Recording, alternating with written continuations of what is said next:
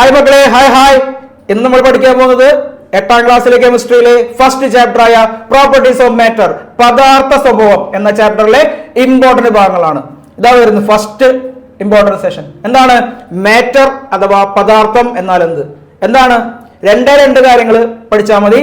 ഒന്ന്, they need space to occupy, സ്ഥിതി ചെയ്യാൻ സ്ഥലം ആവശ്യമുണ്ട്. അതേപോലെ തന്നെ ദേ ഹാവ് മാസ്, അതായത് സ്ഥിതി ചെയ്യാൻ സ്പേസ് ആവശ്യമുള്ളതും മാസ് ഉള്ളതുമായവയെ വിളിക്കുന്ന പേരാണെന്ത്? മാറ്റർ അഥവാ പദാർത്ഥം.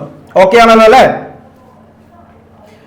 ഇനി ഈ മാറ്ററിനെ നമുക്ക് മൂന്നായിട്ട് ക്ലാസിഫൈ ചെയ്യാൻ പറ്റും.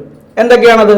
ഇതാ വരുന്നു. Matter can be divide into solid അഥവാ ഖരം, ലിക്വിഡ് അഥവാ ദ്രാവകം, ഗ്യാസ് അഥവാ വാതകം എന്നിങ്ങനെ മൂന്നായിട്ട് തരംതിരിക്കാൻ പറ്റും. വെരി ഇമ്പോർട്ടന്റ് ആണ്, പഠിച്ചു വെക്കുന്നുണ്ട്. ഓക്കെ, അതേപോലെ തന്നെ മാറ്ററിന്റെ ഉള്ളിൽ ടൈനി പാർട്ടിക്കിൾസ് ഉണ്ട്. അതായത് ടൈനി പാർട്ടിക്കിൾസിന്റെ അറേഞ്ച്മെന്റ് വളരെ ഇമ്പോർട്ടന്റ് ആണ്. ഇതാ വരുന്നു solid, liquid, gas.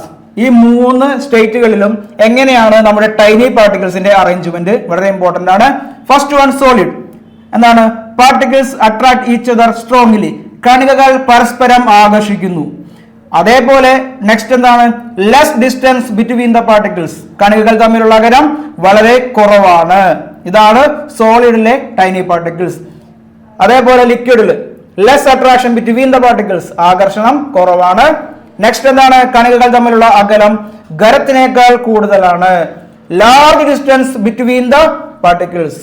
Okay, then ഗ്യാസിലുള്ള ടൈനി പാർട്ടിക്കിളിന്റെ പ്രത്യേകത എന്താണെന്ന് നോക്കിയാൽ no attraction between the particles, കണികകൾ തമ്മിൽ യാതൊരു ആകർഷണവുമില്ല. മൂന്നാമത്തത് very large distance between the particles, കണികൾ തമ്മിലുള്ള ദൂരം വളരെ കൂടുതലാണ്. ഇത് വളരെ ഇമ്പോർട്ടന്റ് ആണ്, പഠിക്കണം. അപ്പൊ സോളിഡ്, ലിക്വിഡ്, ഗ്യാസ്, ഖരം, ദ്രാവകം, വാതകം. നമ്മുടെ മാറ്റർ അല്ലെങ്കിൽ സബ്സ്റ്റൻസുകൾ അങ്ങോട്ടും ഇങ്ങോട്ടും പരസ്പരം ചേഞ്ച് ചെയ്യുന്നുണ്ട്. ചിലപ്പോൾ സോളിഡ് കുറച്ച് ലിക്വിഡ് ആവാം, ലിക്വിഡ് ഗ്യാസ് ആവാം, ഗ്യാസ് തിരിച്ചെന്താവാം, അങ്ങോട്ടും ഇങ്ങോട്ടൊക്കെ മാറും. അതിനെ വിളിക്കുന്ന പേരാണെന്ന് ചേഞ്ച് ഓഫ് സ്റ്റേറ്റ് അല്ലെങ്കിൽ അവസ്ഥാ പരിവർത്തനം എന്ന് പറയുന്നത്. വെരി ഇമ്പോർട്ടന്റ് ആണ് കേട്ടോ. അപ്പൊ ഡെഫിനേഷൻ പഠിച്ചു വെച്ചോ. Matter can change their state by absorbing or by releasing heat. It is known as change of state. അതായത് ദ്രവ്യത്തിന് താപം ആഗിരണം ചെയ്യുന്നതിലൂടെയോ പുറത്തുവിടുന്നതിലൂടെയോ അവയുടെ അവസ്ഥ മാറാൻ കഴിയുന്നു. വെരി ഇമ്പോർട്ടന്റ്, പഠിക്കണം. ഓക്കെ, ഇതാ വരുന്ന അടുത്തത്.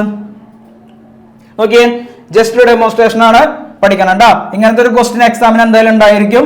നോക്കിയാൽ സോളിഡ് ഹീറ്റ് ചെയ്യുമ്പോൾ മെൽറ്റ് ആയിട്ട് എന്തായി മാറും? ലിക്വിഡ് ആയിട്ട് മാറും. ലിക്വിഡിനെ ഹീറ്റ് ചെയ്യുമ്പോൾ എന്ത് സംഭവിക്കും? അത് ഗ്യാസ് ആയിട്ട് മാറുന്നുണ്ട്. ഓക്കെ, അതേപോലെ ഗ്യാസിനെ തണുപ്പിക്കുമ്പോൾ തിരിച്ച് ലിക്വിഡ് ആവും. അതേപോലെ ലിക്വിഡ് എന്തായി മാറും? തണുപ്പിച്ചു കഴിഞ്ഞാൽ സോളിഡ് അല്ലെങ്കിൽ ഖരമായിട്ട് മാറുന്നുണ്ട്. അതേപോലെ തന്നെ ഇവിടെയും ചേഞ്ചസ് വരാം.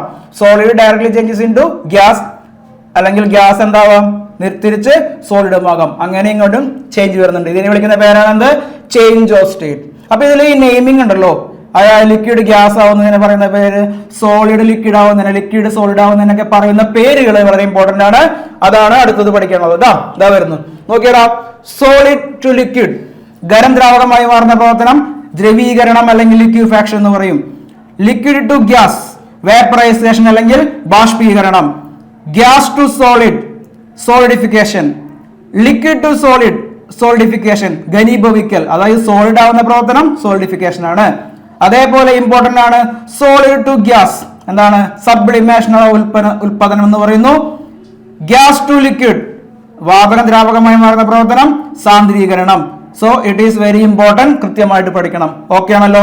ഇനി ഇതിലെ ഇമ്പോർട്ടന്റ് ടോപ്പിക് ആണ് അടുത്ത് പറയാൻ പോകുന്നത്.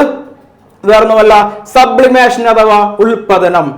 Some solid substances directly change into gas without forming liquid on heating. ചില ഖരവസ്തുക്കളെ ചൂടാക്കുമ്പോൾ ദ്രാവകമാകാതെ നേരിട്ട് വാതകമാകുന്നു. ഇതിന് പറയുന്ന പേരാണെന്ത്? സബ്ലിമേഷൻ അഥവാ ഉൽപാദനം. എക്സാമ്പിൾ ക്യാംഫർ ഉണ്ട് കേട്ടോ, അയോഡിൻ, നാഫ്തലിനൊക്കെ ഉണ്ട്. ഇമ്പോർട്ടന്റ് ആണ്, പഠിച്ചു വയ്ക്കണം. Okay, okay, next one. ശ്രദ്ധിച്ചാൽ ലിക്വിഡ് ഉണ്ട്. നമ്മുടെ കയ്യിൽ ഒരു ബോട്ടിൽ ലിക്വിഡ് എടുത്തിട്ടുണ്ട്. ലിക്വിഡിന്റെ മോളിക്യൂൾസ്, ഐ മീൻ ടൈനി പാർട്ടിക്കിൾസിനെ കാണാൻ പറ്റും. ലിക്വിഡിലുള്ള ദ്രാവകത്തിലുള്ള കുഞ്ഞു കുഞ്ഞ് കണികകളെ കാണാൻ പറ്റുന്നുണ്ട്. കണ്ടോ? അതിലേക്ക് എന്ത് ചെയ്തു? കുറച്ച് മഷി ഇങ്ങനെ ഡ്രോപ്പ് ആയിട്ടു. അപ്പൊ സംഭവിച്ചു നോക്കിയാൽ ആ മഷി അല്ലെങ്കിൽ ഇങ്കിന്റെ പാർട്ടിക്കിൾസ് ആണ് ഇങ്ങനെ കിടക്കുന്നത്. കുറച്ച് സമയം കഴിഞ്ഞപ്പോൾ സംഭവിച്ചു, ആ ഇങ്കിന്റെ പാർട്ടിക്കിൾസ് കുറച്ചും കൂടി സ്ഥലത്തേക്ക് ഇങ്ങനെ വ്യാപിച്ചു, സ്പ്രെഡ് ആയി, കണ്ട ഇടയിലേക്ക് വന്നു. കുറെ സമയം കഴിഞ്ഞപ്പോഴോ എല്ലായിടത്തേക്കും ആ ഇങ്കിന്റെ പാർട്ടിക്കിൾസ് സ്പ്രെഡ് ആയി. ഇപ്പോൾ എന്ത് സംഭവിച്ചേ, ലിക്വിഡിന്റെ പാർട്ടിക്കിൾസ് ഉണ്ട്, അതിലേക്ക് ചെറിയ മഷിയുടെ ടൈനി പാർട്ടിക്കിൾസ് വന്നപ്പോൾ രണ്ടും കൂടി മിക്സായി, ഇന്റർമിക്സായി. അതായത് ടൈനി പാർട്ടിക്കിൾസ് ഓഫ് ഇങ്കും ലിക്വിഡും ഉണ്ട്, രണ്ടും കൂടി മിക്സായി. ഇങ്ങനെ മിക്സ് ആവുന്ന ഫിനോമിനെ വിളിക്കുന്ന പേരാണെന്ത്, ഡിഫ്യൂഷൻ അല്ലെങ്കിൽ വ്യാപനം എന്ന് പറയുന്നത്. അപ്പൊ അതിന്റെ ഡെഫിനിഷൻ ഒന്ന് കണ്ടോളൂ കേട്ടോ. ഇതാ വരുന്നു. It is the spontaneous mixing of different particles having freedom of movement. ചലന സ്വാതന്ത്ര്യമുള്ള കണികകൾ പരസ്പരം കലരുന്നതിന് വ്യാപനം എന്ന് പറയുന്നു. എക്സാമ്പിൾസ് നോക്കിയാടാ, smell of incense sticks, spreading of smell of fruits, പഴങ്ങളുടെ മണം. അതുപോലെ തന്നെ ഇപ്പോ ചെമ്പകം, അതുപോലത്തെ പൂക്കൾ, ജാസ്മിൻ, മുല്ലപ്പൂ വിരിയുമ്പോൾ മണം വരുന്നില്ലേ നമ്മുടെ മൂക്കിലേക്ക്, അടുത്തുകൂടെ പോയാൽ പോലും മണം കിട്ടും അല്ലെ. അതിനുള്ള കാരണമാണെന്ത്, ഡിഫ്യൂഷൻ അല്ലെങ്കിൽ വ്യാപനം എന്ന് പറയുന്നത്. ഈ കാര്യങ്ങളൊക്കെ വളരെ വളരെ ഇമ്പോർട്ടന്റ് ആയ കാര്യങ്ങളാണ്. എന്തായാലും എക്സാമിന് വരും, അടിപൊളിയായിട്ട് പഠിച്ചിട്ട് പോകണം കേട്ടോ. ഓക്കെ.